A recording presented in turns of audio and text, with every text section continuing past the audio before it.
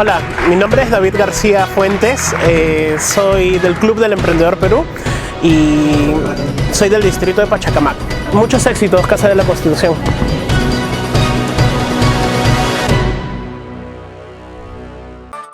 Muy buenas tardes, amables televidentes. Tengan ustedes muy buenas tardes. Hoy miércoles 18 de noviembre estamos en nuestro 16º programa de CONAPAFAS Educa Perú, un programa educativo, cultural, académico, altruista, democrático, progresista, que convoca a toda la comunidad educativa, porque aspiramos a una educación integral. En esta oportunidad tenemos la presencia del doctor Sun Jim Ferreira, de nacionalidad brasileña, quien es psicólogo, psicoterapeuta, y vamos a tratar de un tema muy importante que se sufre en la mayoría de colegios del Perú, como es la autoestima. Muy buenas tardes, doctor Ferreira. Muy buenas tardes, doctor Gregorio. Un gusto estar acá una vez más con ustedes. Queremos hablar básicamente sobre la autoestima de todos, de los niños, de los adolescentes, de los jóvenes y de los propios adultos. Claro, por supuesto. La autoestima, básicamente, de la misma palabra que lo dice, autoestima, autovaloración, autoquererse. Básicamente la autoestima es como nosotros queremos o nosotros vemos a nosotros mismos basados en la visión de otra persona, para así decirlo. Por ejemplo, cómo yo me acepto como persona, cómo yo acepto mi inteligencia, cómo yo acepto mi cuerpo, cómo yo acepto mis relaciones interpersonales. Pero es muy complicado el autoestima, como más que todo en el sentido de la relación con los niños. ¿Por qué? Porque muchas veces no aprendemos a querernos desde pequeños, como no aprendemos a aceptarnos como nosotros somos. Muchas veces no tenemos un patrón o no tenemos una figura a quien poder espejarnos. Eso sucede más que todo, ¿por qué? Porque los niños en sus primeras etapas empiezan a ver a las personas de la televisión, personas de la farándula más que todo, como personas ideales, como personas, yo quiero ser como tal persona, yo quiero ser como tal persona, y como empieza a darse cuenta de que no tiene las mismas características. Por ejemplo, yo no soy una persona alta como tal persona en la tele es, yo no soy delgada como es esa persona en la tele, yo no tengo el pelo rubio como tal persona. Empieza a compararse, empieza a no quererse a sí mismo, empieza a compararse con otras personas que tienen otras características, empieza a no quererse a sí mismo, no querer cómo habla, porque yo hablo un idioma y no un otro, no querer mi color de piel porque soy un poco oscuro, las personas de la tele son un poco más claras, no empieza a quererse a sí mismos. Y eso ya empieza en una primera etapa de la vida. Y a lo largo del desarrollo psicosocial que va a pasar a todas las personas, empieza a socializarse con los demás. Y si yo no me quiero a mí mismo, si yo no me acepto a mí mismo, si yo no me amo a mí mismo, es básicamente imposible amar o querer a otra persona. Es como si yo quiero dar, para así decir, una casa a mi mejor amigo, pero yo no tengo la casa. Yo no puedo dar amor a mi mejor amigo si yo no me amo a mí mismo. Yo no puedo respetar a otra persona si no respeto a mí mismo. Y ese es un gran problema. ¿En dónde se considera autoestima? ¿En el hogar, en la casa o en la escuela, en el colegio? Digamos que en todos los ámbitos. Principalmente el autoestima empieza a formarse en la casa. Desde bebé, desde cuando todavía es un bebé, que la relación con los papás, el papá o la mamá conversar con el bebé, papá, la mamá querer a él, besar a él, como el afecto que da las primeras etapas de la vida. Justamente el niño en esas primeras etapas empieza a quererse, a aceptarse. Y poco a poco, ese primer desarrollo se pasa a la segunda etapa, la segunda familia, como me gusta decir, que es el colegio. Porque la primera familia es la casa, donde se forma la primera etapa, y la segunda familia es el colegio, donde hay una persona en la posición de mamá o papá y tiene sus compañeros en la posición de hermanos. Que de igual manera el trabajo con ellos, la relación con ellos es fundamental para que tengan una buena autoestima. Quererse con sus virtudes y sus debilidades, aceptar lo que tengo de malo y crecer lo que tengo de bueno. Y eso, como desde niño hasta la adultez, es todo un proceso. Pero muchas veces, si no nos aceptamos a nosotros mismos, lamentablemente no vamos a tener una buena autoestima. No vamos a querer a nosotros mismos y no vamos a querer a los demás. En las escuelas primarias y en los colegios secundarios, ¿quién ve la autoestima? ¿Los profesores, los tutores, las asistentes sociales, las psicólogas? Por eso digo, es un conjunto. Digamos que directamente el profesor, porque el profesor es la persona que está relacionada con ellos directamente en el aula. Por ejemplo, si un alumno saca un 20 en un examen, y el otro alumno no estudió mucho y saca un 10. ¿Cómo la profesora da la información o conversa con el alumno que sacó 10, lo va a influir directamente en su autoestima? Por ejemplo, imaginemos que la profesora diga al alumno que sacó 10, eres un bruto, no has logrado el 10 de su compañero, y empieza a compararlo con otra persona. Ya sería una agresión, inclusive. Exacto. ¿Y cómo el niño lo recibe? Yo soy un bruto, no sirvo para estudiar, yo soy malo, no quiero estudiar. Empieza a agredir psicológicamente a él mismo, como diciendo, yo no soy capaz. Y su autoestima del estudio empieza a bajar. Ya no me quiero, ya no soy bueno y todo esto. Y cuando es grupal, porque yo observé una escuela de un distrito, de una provincia de Ayacucho, que en grupo, a todos aula, 30 niños, el profesor les decía, y era 5º grado de primaria, y les decía, ¿no?, así en voz alta, ustedes no saben sumar ni restar, ustedes son unos brutos, ¿cuándo diablo van a aprender a multiplicar y dividir? Esa era la frase del profesor con sus 30 niños en 5º grado de primaria en un distrito de Ayacucho. Ahí quizá, como el profesor erróneamente piensa que como eso lo va a motivar a los alumnos a estudiar más, pero lo que está logrando con eso es totalmente lo contrario. Y está haciendo que los alumnos no quieran estudiar, ya no quiero ir al colegio, no quiero aprender, ya no quiero hacer nada, y está yendo contra directamente el estudio, o más que todo como la integridad psicológica de los alumnos, porque son alumnos de 5º de secundaria que recién están dando sus primeros pasos en una vida, porque 5º de secundaria es la mitad todavía de todo lo que tiene que pasar en el colegio, y es una agresión directa hacia su integridad, porque no van a querer estudiar más, no van a sentirse bien irse al colegio, van a querer ayudar a sus papás en la casa o hacer cualquier excusa para no ir al colegio, porque no se siente bien, no quieren ser agredidos por una persona así. En el hogar también se da estas agresiones verbales, psicológicas y hasta físicas, ¿no? Hay padres que, por ejemplo, agreden a la mamá delante de los niños, de los hijos, ¿no? Y algunos son vulgares, los papás soeces, que hasta les mentan la madre a sus propios hijos. Claro. Que esa agresión ya es muy fuerte. Digamos que es el peor tipo de agresión que puede haber. Pero hay que tener en cuenta que cualquier agresión tiene un proceso. Digamos que el varón o la mujer, porque ahora vemos también que mujeres que pegan a sus esposos, no de la noche a la mañana llega y lo golpea físicamente. Hay todo un proceso. Antes de la agresión física hay la agresión psicológica. Como para así decir, un esposo grita a su esposa una vez, la esposa se queda callada, grita una segunda, una tercera, una cuarta vez, la esposa se queda callada, ya que, ya como lo puedo gritar y ahora lo voy a agredir, y agrede una, otra y otra vez, la persona se queda callada. Por eso justamente es importantísimo que tanto la mujer que es víctima de un agresor o el varón que es víctima de una agresora no se quede callada, hacer respetar su posición. Pero ahí justamente va la autoestima. Pero si ella no se ama a sí misma, va a permitir que otra persona la agreda. Si ella no se ama a sí misma, va a permitir que otra persona la pegue. Y ahí quizás justamente, eso se forma desde una primera infancia.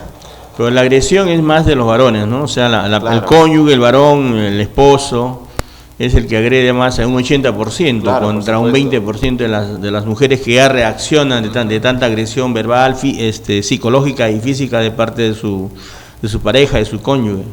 Claro, por las mismas cuestiones ya biológicas de la testosterona que hace lo que los varones biológicamente tienen la tendencia a ser un poco más agresivos, no violentos, porque la agresividad es algo normal, la violencia ya es el acto de golpear a una persona y eso no está bien.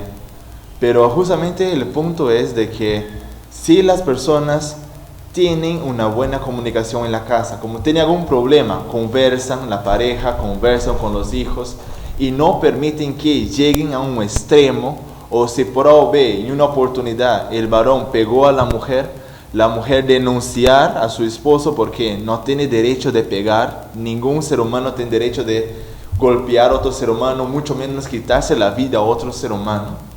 Pero ¿cómo voy a decir algo? Mejor me quedo callado a mi esposo, el padre de mis hijos, y permite que eso pase una, otra y otra vez. Llegan los hijos y el esposo en este caso empieza a golpear a los hijos y la esposa se queda callada, los hijos se quedan callados, ¿sí? Transforma en una cadena esto.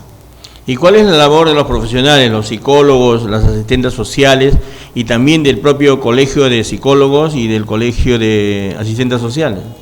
Bueno, básicamente el primer paso de cualquier situación o cualquier diagnóstico es poder justamente conversar con las personas, conversar con las víctimas y que ellas puedan entender que lo que está pasando con ellas está mal. Digamos que ningún profesional dentro del área de la salud puede llegar y decir haga esto o haga aquello, porque esa no es nuestra función como profesionales. Nuestra función es orientar a la persona, que la persona se dé cuenta.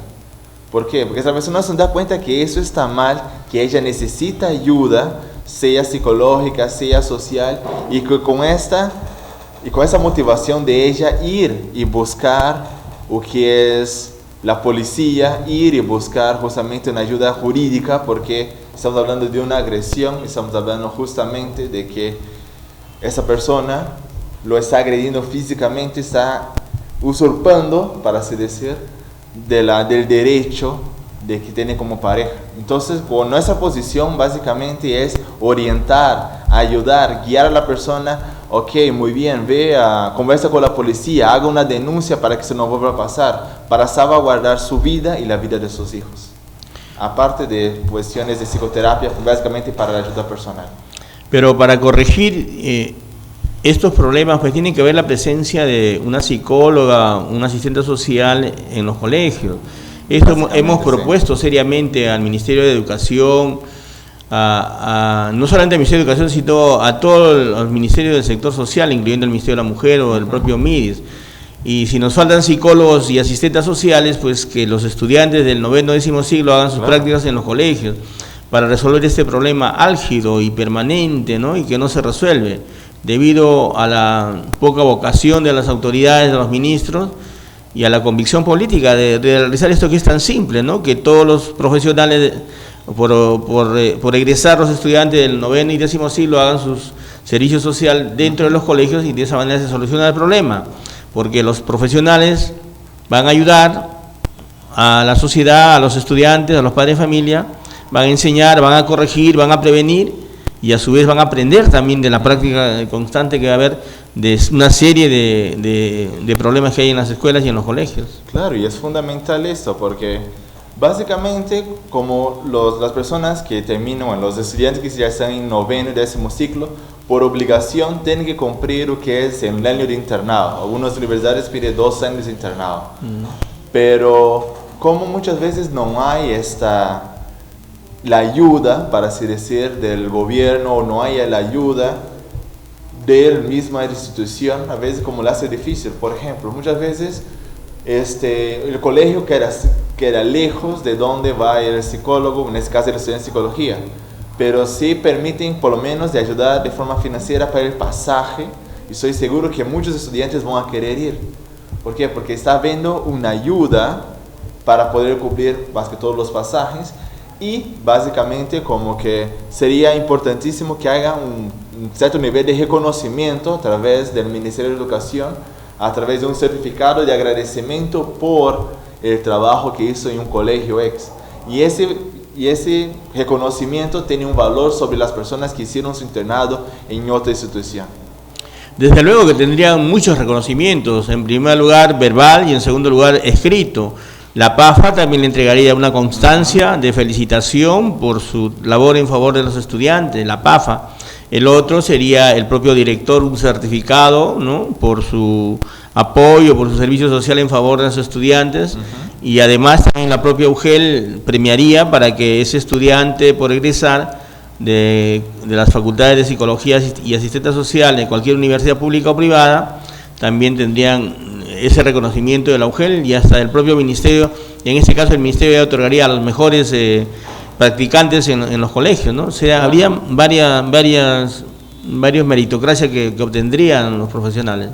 Claro, y esos méritos, bueno, esos certificados ayudarían muchísimo a su vida profesional en el futuro, porque a presentarse en cualquier trabajo, sea público o privado o particular, presentan esos certificados y tienen un plus sobre las personas que hicieron su internado en otro lugar.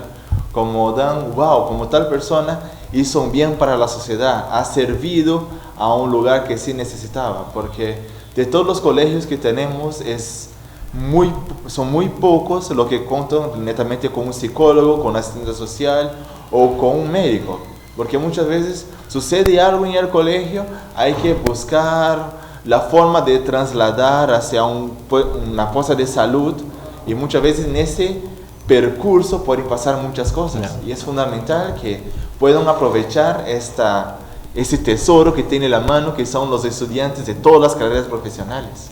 Se ahorraría tiempo, se ahorraría dinero y estaría pues la atención permanente en cada colegio donde hay 500 alumnos, claro, 500 padres de familia, 100 profesores, personal administrativo, es esa asistente social, esa propia psicóloga, una enfermera que debería haber, y un Exacto. médico, y hasta un médico, y hasta esta, para resolver todos los problemas allí, y no construir 20, 30 hospitales más, claro, elefantes blancos, cuando la atención externa debe ser justamente dentro de los colegios.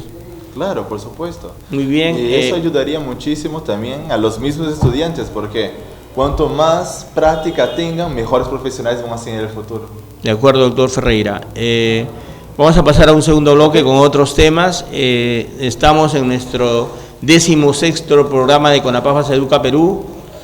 Agradecemos el apoyo de la Casa de la Constitución, liderada por el doctor Alberto Borea Odría. Hacemos una pausa y regresamos con el siguiente bloque. Buenas tardes, soy Ángela Canto Buendía, representante de Pacto por el Perú. Felicitar por los temas de interés nacional que están tocando, esencialmente para poder juntar, unir a la juventud en esta influencia grande que es la política. Muchas gracias y un saludo grande de la Casa de la Constitución.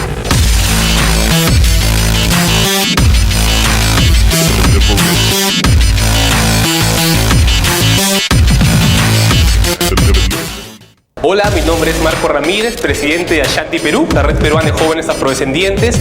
Quiero mandar un saludo a la Casa de la Constitución Televisión.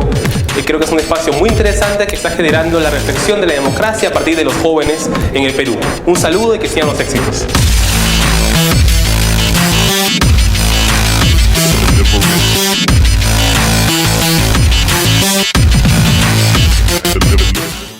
Hola, mi nombre es David García Fuentes, soy del Club del Emprendedor Perú y soy del distrito de Pachacamac.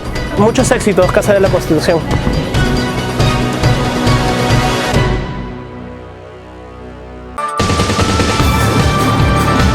Batería Política, todos los martes a las 9 de la noche. Análisis del acontecer político.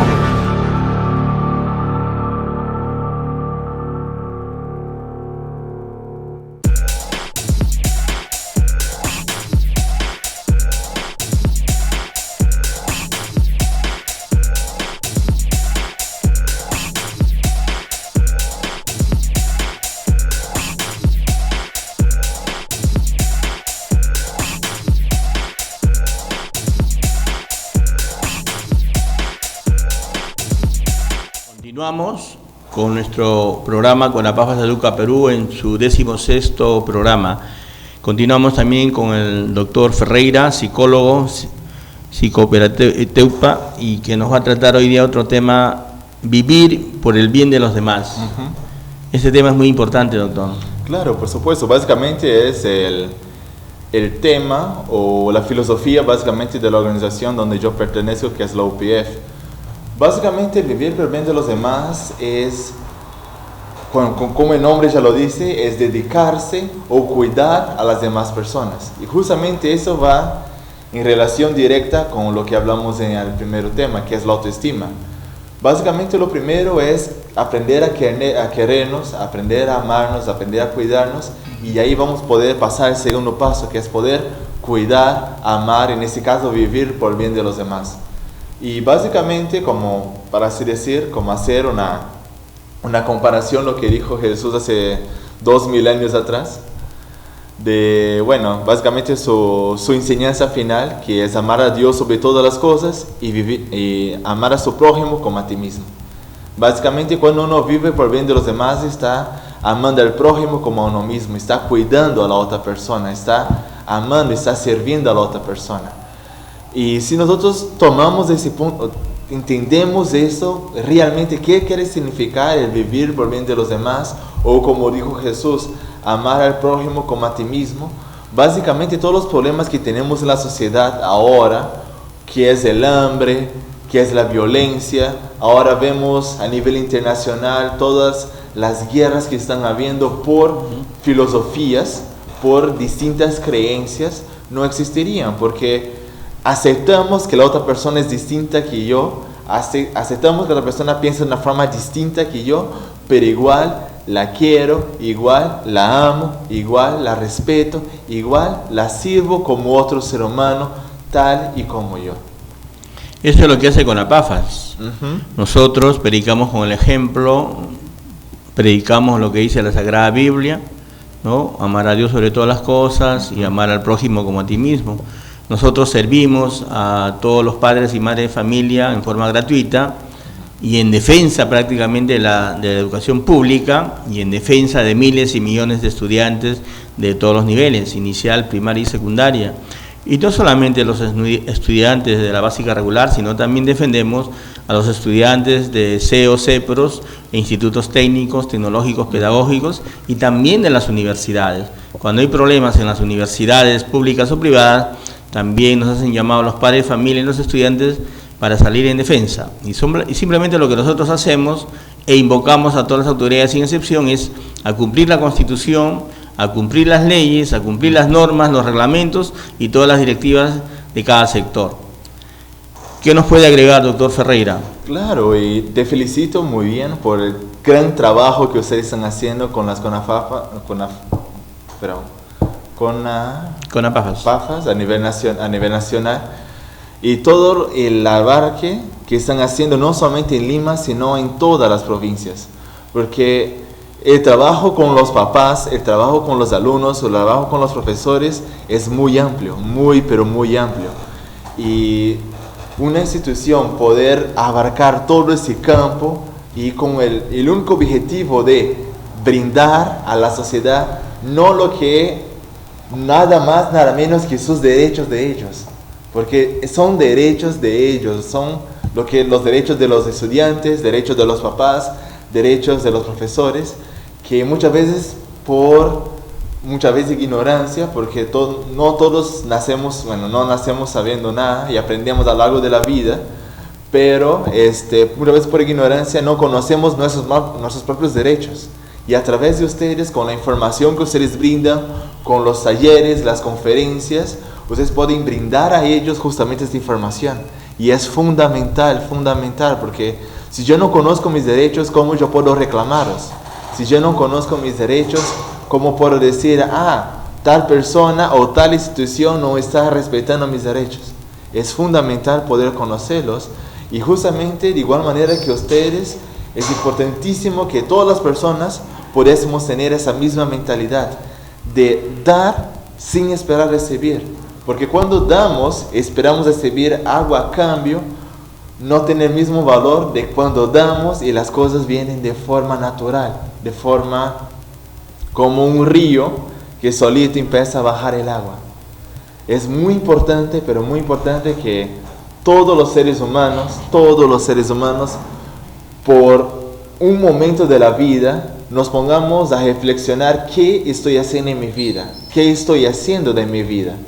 Porque muchas veces tomamos mucho tiempo en trabajar, en estudiar, en pasar con los amigos o simplemente vivir por vivir y no nos preocupamos que yo estoy haciendo por la sociedad, que yo estoy haciendo para las personas que más necesitan, que yo estoy haciendo por mi hermano o mi hermana que muchas veces no tiene las condiciones económicas para poder comprar una comida, que yo estoy haciendo por ellos.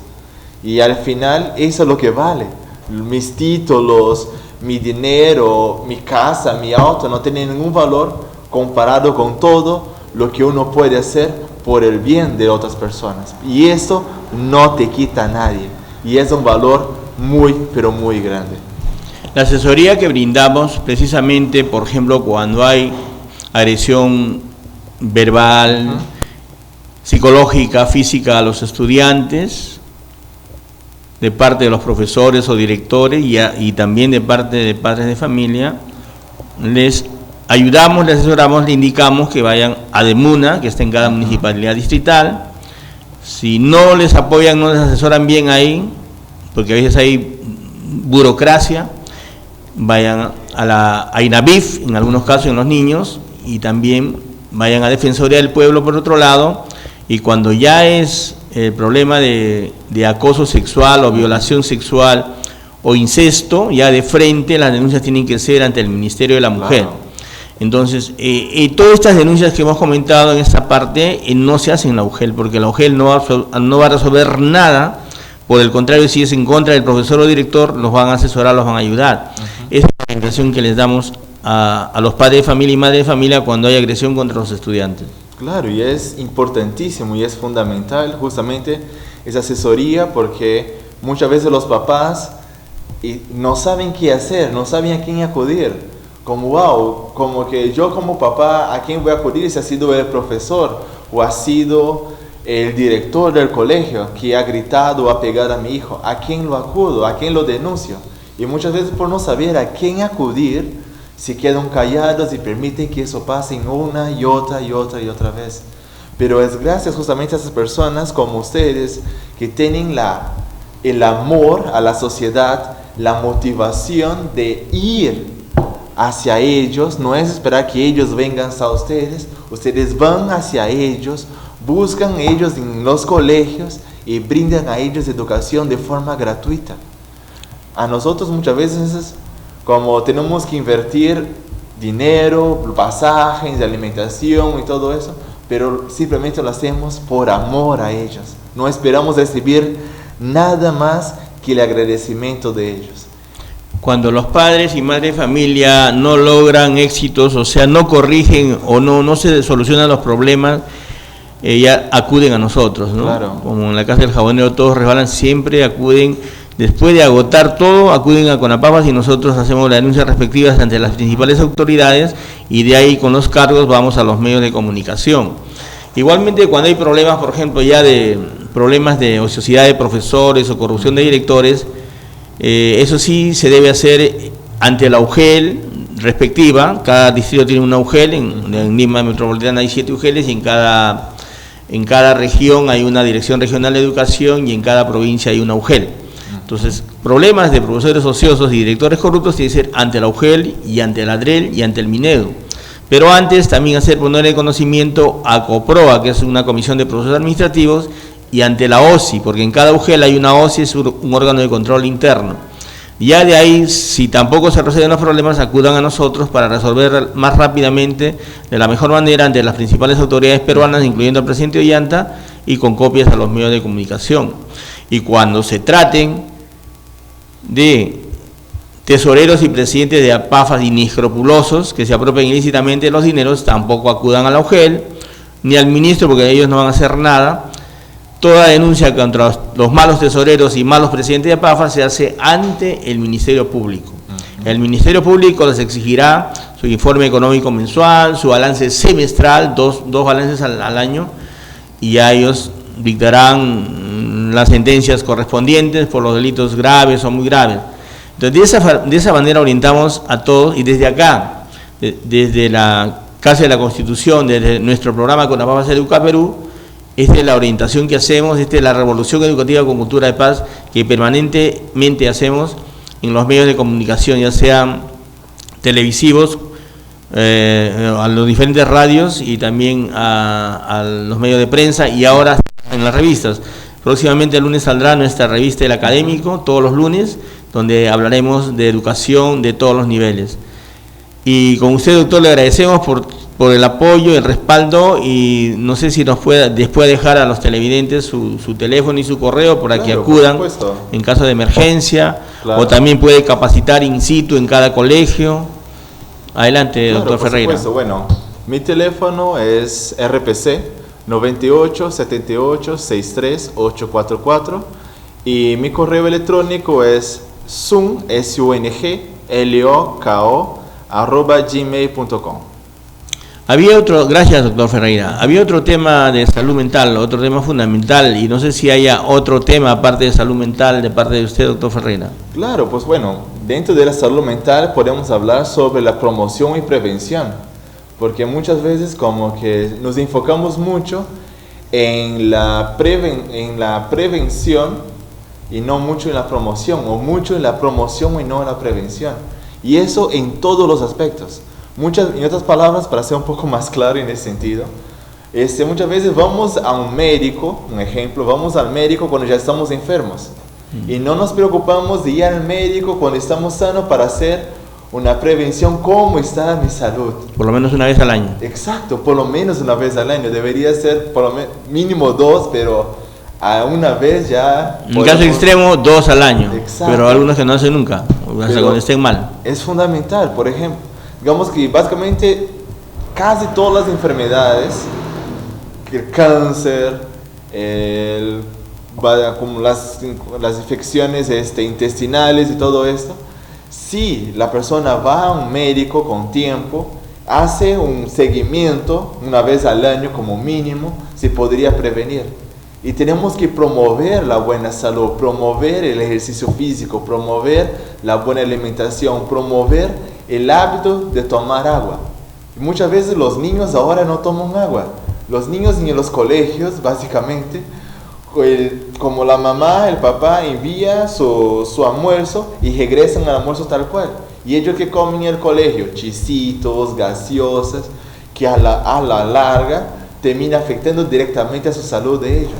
Claro, pero el agua tiene que ser agua hervida. Por supuesto. Agua hervida, porque el agua está contaminada. Claro, en nuestro querido Perú, ni siquiera el agua es potable en el 100% de todo el Perú. En Lima está contaminado un 30%, en la sierra, en las provincias de la sierra un 60%, sí, y en la selva un 90%. Por eso hay muchos niños con parásitos, porque beben el agua de los ríos y no hay agua potable en el Perú, y los gobernantes, amén, no solucionan el problema fundamental básico, que es el agua potable. Claro, potable pero al 100%. Agradecemos la presencia, la participación del doctor Ferreira, una vez más, un expositor nacional e internacional, quien es del Estado de Conapafas, que podemos capacitar en los colegios, en Lima, en el Callao y en provincias. Le agradecemos su participación, doctor Ferreira, y vamos a una pausa para el siguiente bloque. Buenas tardes, soy Ángela Canto Buendía, representante de Pacto por el Perú. Felicitar por los temas de interés nacional que están tocando, especialmente para poder juntar, unir a la juventud en esta influencia grande que es la política. Muchas gracias y un saludo grande de la Casa de la Constitución.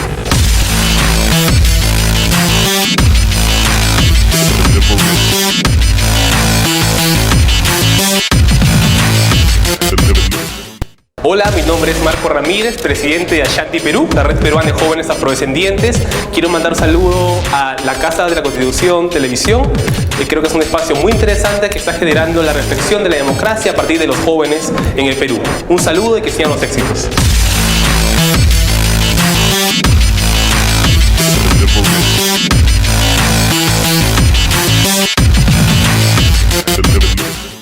Hola, mi nombre es David García Fuentes, soy del Club del Emprendedor Perú y soy del distrito de Pachacamac.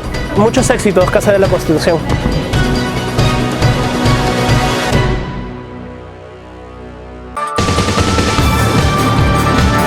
Batería Política, todos los martes a las 9 de la noche. Análisis del acontecer político.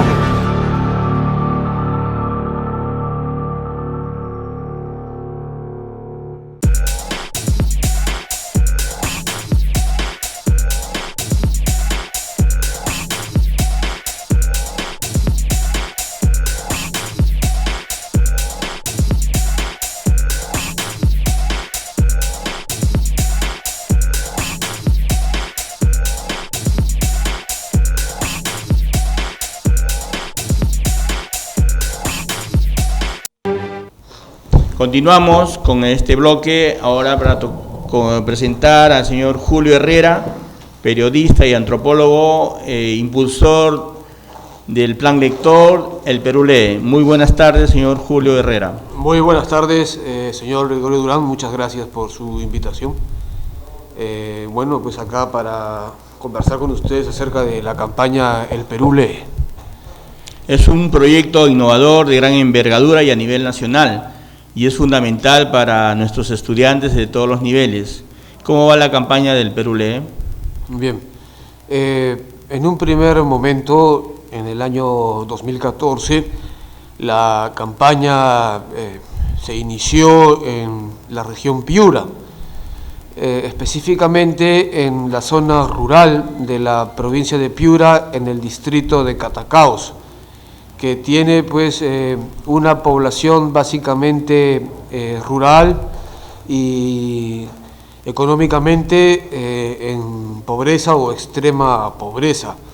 Nosotros, el equipo que integramos la campaña Perú Lee, está conformado por profesionales egresados de las facultades de Ciencias Sociales y Letras y Ciencias Humanas de la Universidad de San Marcos.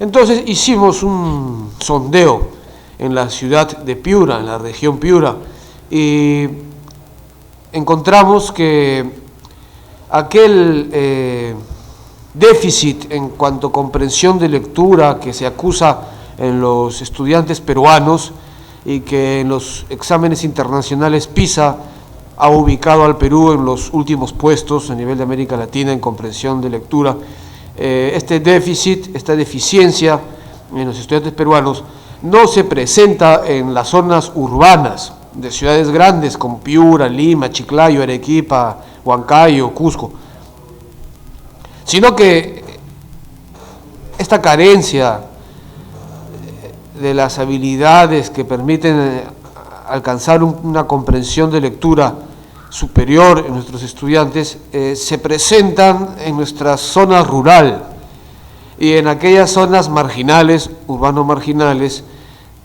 o zonas en el campo rurales en donde hay pobreza o extrema pobreza. Entonces, al parecer existiría una relación entre el tema de una falta de cultura de la lectura, una falta de la costumbre, del uso, de la usanza de leer,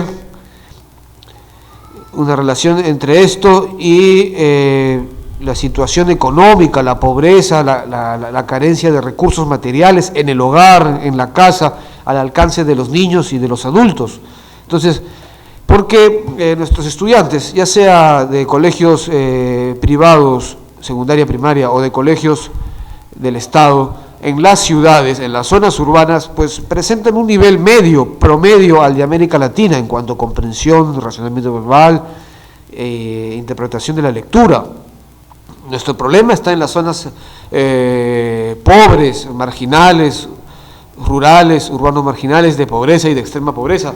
Bien, entendemos que ustedes han hecho capacitaciones en Lima y Callao y algunos distritos de aquí de Lima Metropolitana. También tienen proyectado hacer capacitaciones, charlas, eventos en provincias. Sí, así es. Como estaba diciendo, señor Durán, nos interesan aquellas zonas donde hay abandono, pobreza, donde hay carencia de recursos materiales.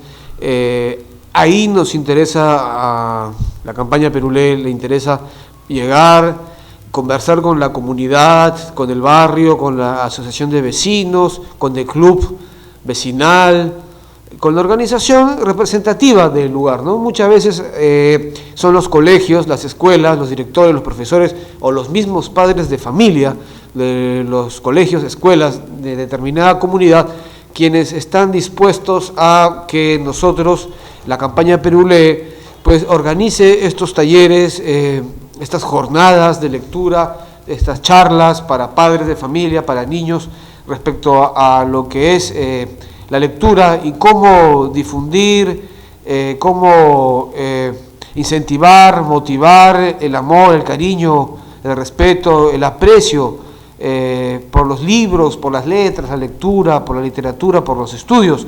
Entonces, es así como nosotros queremos llegar a estos sitios, no solamente de provincia, sino acá también en nuestra ciudad de Lima. Existen barrios en zonas marginales en donde pues necesitamos este apoyo. Yo felicito al gobierno, al Ministerio de Educación, porque pues dentro de las carencias, dentro del escaso, muy escaso presupuesto que se le da al sector de educación en nuestro país, pues han hecho esfuerzos por implementar el plan lector, por dar capacitaciones a los docentes, a los padres, por incentivar a los estudiantes a leer, por la implementación de las bibliotecas escolares, pero pensamos que no es suficiente, señor Durán.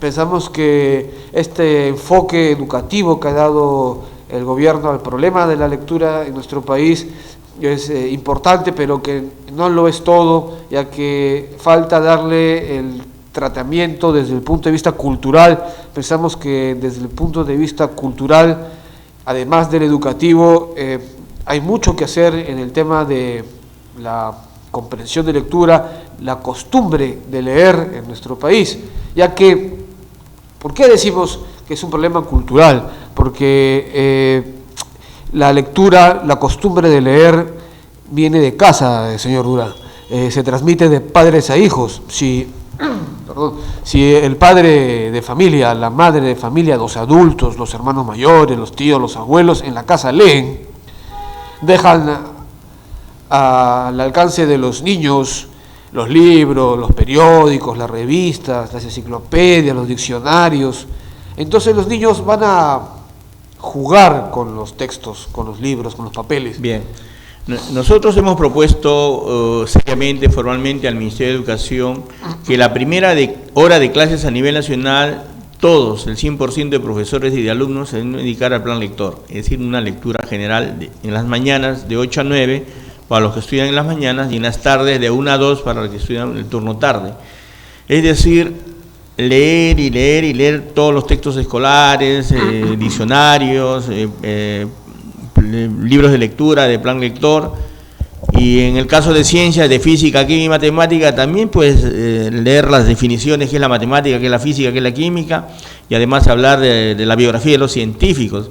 O sea, ¿qué le parece esta propuesta que se ha hecho al Ministerio y al Congreso para que las primeras horas, tanto por la mañana y por la tarde, los estudiantes se dediquen a leer? Me parece una idea que pues es importante desarrollar, y que ya en esta proposición pues tenemos una importante iniciativa de la Confederación Nacional de APAFAS, de la CONAPAFAS, para pues empezar ya a hacer algo en la práctica inmediata por el tema de la comprensión de lectura en nuestro país. Como le estaba diciendo, señor Durán, usted comprende muy bien, CONAPAFAS en esta propuesta incorpora este concepto de la lectura como una costumbre, como un uso, un hábito diario. Entonces, la manera de hacer el hábito es a través de la práctica. Entonces, esta práctica tiene que comenzar con la disciplina, y la disciplina en nuestro país se imparte en los colegios. Entonces es pues importantísimo que en los colegios se empiece a dedicar 1 hora dentro del horario, ¿no? Dentro de la currícula, al tema netamente de la lectura. Mire, señor Durán, siempre en el colegio, equivocadamente, de una manera muy simple, muy sosa tal vez, se preguntaban, y muchos profesores caían, incluso muchas universidades e institutos en la época en que yo estuve en el colegio, esta pregunta: ¿qué es más importante, los cursos de letras o los cursos de matemática, ciencias o letras? Entonces siempre había esta disyuntiva, incluso entre los alumnos que terminaban el colegio en quinto de media. Dentro de la orientación vocacional se planteaba esta contradicción, esta dicotomía, este binomio: postular una carrera de letras o una carrera de ciencias, como si fuesen opuestos, ¿no?, o contradictorios, cuando en realidad no es así. Entre letras y ciencias, entre números y letras, no existe esta oposición. Yo le voy a decir, los cursos, o sea, las letras, en cierta manera son más importantes que los cursos de matemática. No le digo en el sentido de que podemos prescindir de la matemática y de las ciencias, sino que para aprender las matemáticas, para aprender las ciencias, el álgebra, la geometría, la trigonometría, debemos conocer el lenguaje, y el lenguaje lo aprendemos a través de las letras. Una vez que manejamos el lenguaje de las letras, podemos aprender el lenguaje de las matemáticas, y no es al revés, como durante mucho tiempo se ha pretendido guiar, orientar a la población peruana. No, es mitad. Es importante todo: las ciencias, las letras, la matemática, la física y la química en ciencias, y los demás cursos de comunicación, historias, todo es importante. Lo que hay que hacer es saber orientar. Tiene que haber una orientación vocacional integral para que todos los estudiantes, unos se inclinen por las ciencias y otros por las letras. También nosotros hemos propuesto, por ejemplo, que en secundaria debería haber entre el primero y quinto de media matemática A y B. Matemática A de primero de secundaria para los que van a seguir profesiones de ciencias, y matemática B, más suave, ¿no?, menos ejercicios, menos problemas, o problemas más simples por resolver, para los que van a seguir derecho, letras o historia, historiadores. Y a la inversa, en secundaria igual del primero al quinto, es decir, por ejemplo en segundo de media, debería haber lenguaje A y lenguaje B, para los que van a ser abogados, letrados, que deben llevar el libro A, lenguaje de segundo año, el A. Y los que van a ser científicos, ingenieros, matemáticos, médicos, lenguaje 2 o lenguaje B. Es decir, de tal suerte que el que va a ser letrado o abogado tiene que saber perfectamente, pues, la lectura, tiene que saber perfectamente redactar un oficio, una carta, una solicitud, un memorándum, y no tiene que tener una sola falta ortográfica, y lamentablemente eso es lo que más abunda, ¿no?, falta ortográfica. Habría que tomar un percentil ortográfico a todos los alumnos, probablemente que desaprueben más de la mitad. Igualmente en los profesores, ¿eh? Los profesores también tienen falta ortográfica. Tiene razón, señor Durán. En mi experiencia como docente en tanto educación superior técnica como en educación universitaria, conversando con otros colegas docentes, hemos llegado a la conclusión en que verdaderamente el problema de la redacción y la ortografía es una cuestión de gravedad entre nuestros profesionales. Bien, hacemos una pausa y continuamos un siguiente bloque. Hoy celebramos nuestro 16º programa de CONAPAFAS Educa Perú. Hablamos de una educación integral, y en esta oportunidad estamos hablando del plan lector, de comunicación, de letras, y saludamos y felicitamos la labor loable del señor Julio Herrera, quien está liderando la lectura, el plan lector a nivel nacional, mediante capacitaciones y concursos con todos los estudiantes del Perú. Hacemos una pausa y continuamos en el siguiente bloque. Buenas tardes, soy Ángela Canto Buendía, representante de Pacto por el Perú. Felicitar por los temas de interés nacional que están tocando, especialmente para poder juntar, unir a la juventud en esta influencia grande que es la política. Muchas gracias y un saludo grande de la Casa de la Constitución.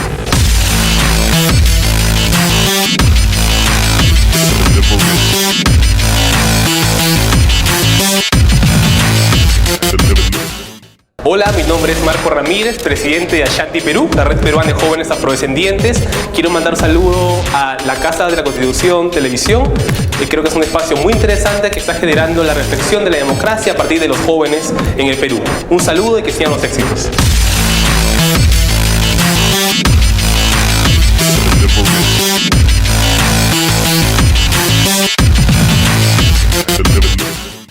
Hola, mi nombre es David García Fuentes, soy del Club del Emprendedor Perú y soy del distrito de Pachacamac. Muchos éxitos, Casa de la Constitución.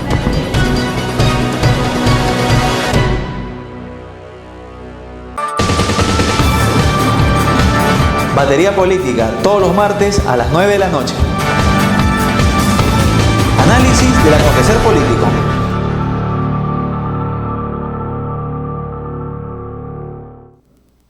Continuamos con nuestro programa Con Apapa se Educa Perú, dentro de la Casa de la Cultura, con el respaldo y liderazgo del doctor Alberto Borea Odría. Hoy día es nuestro 16º programa de Con Apapa se Educa Perú y tenemos la presencia y participación del señor Julio Herrera, que está liderando la lectura en el Perú, el plan lector.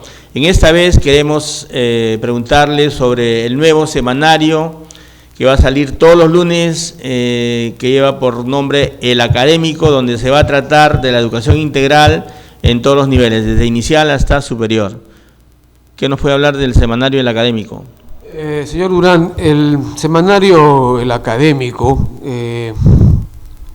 viene a ser pues un miembro más de la familia de la Corporación de los Medios, que integra ya nuestro periódico, el diario Nuevo Sol, que tiene 15 años de circulación a nivel nacional, y el semanario El Jubilado. Ahora se suma el semanario El Académico, que vendría a ser el primer diario, el único diario en circulación en servicio a la educación nacional en los niveles inicial, intermedio, superior técnico y superior universitario. Como el nombre lo dice, señor Durán, El Académico es un periódico que tiene dos objetivos.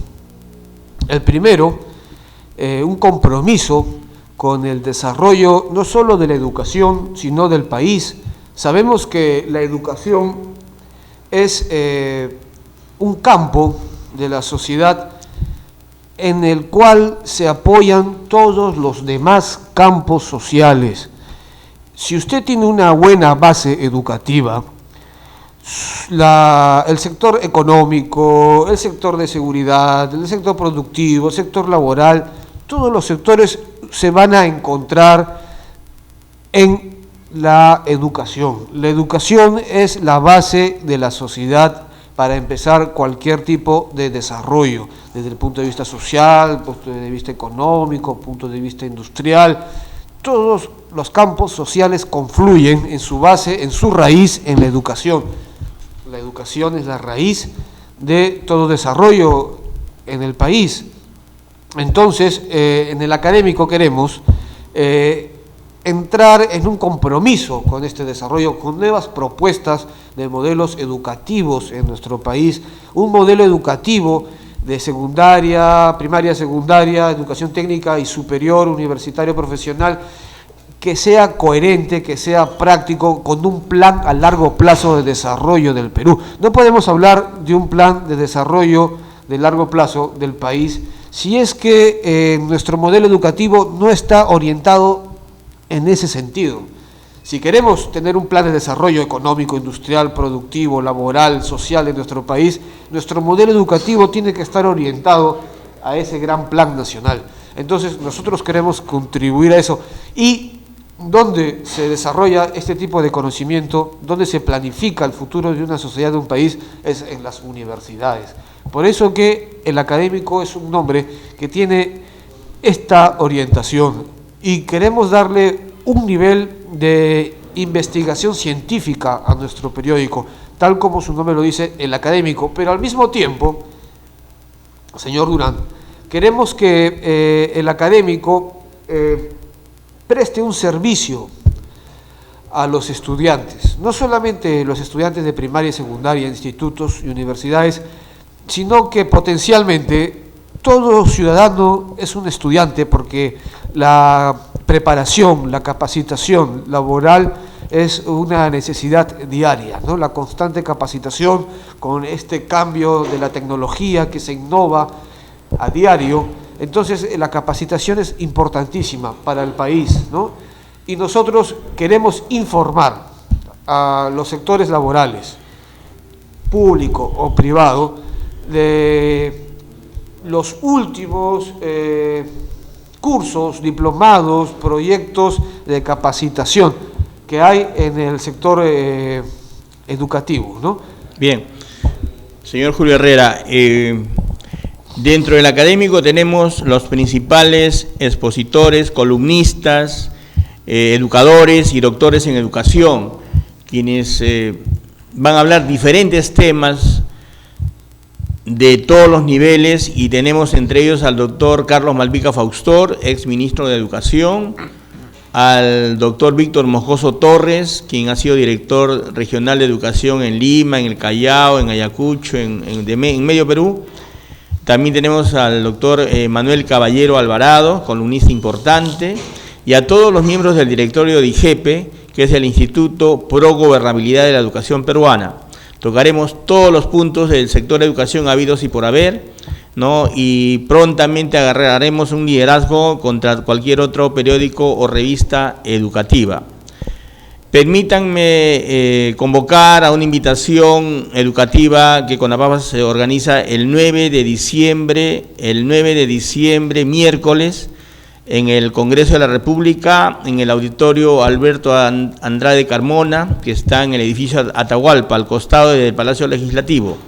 Ahí será un primer encuentro de CONAPAFAS con expositores nacionales e internacionales de 3 de la tarde a 8 de la noche. Repito, en el auditorio Alberto Andrade Carmona, que está en el edificio Atahualpa, al costado del Palacio Legislativo. El próximo miércoles 9 de diciembre de este año, y quedan convocados todos sin excepción, alumnos, profesores, padres de familia, directivos de APAFA, dirigentes de SUTEP, decanos del Colegio de Profesores, periodistas de todos los medios de comunicación, que será uno de los eventos más importantes donde no se toca temas en otros foros, entre ellos, por ejemplo, las redes sociales. Entre ellos hablaremos del bullying con expertos internacionales, y hablemos de la educación integral, de la Escuela de Padres de Familia. Muy bien, hoy día ha concluido nuestro 16º programa de CONAPAFAS Educa Perú. Muy buenas tardes, será hasta el próximo miércoles a las 5 de la tarde.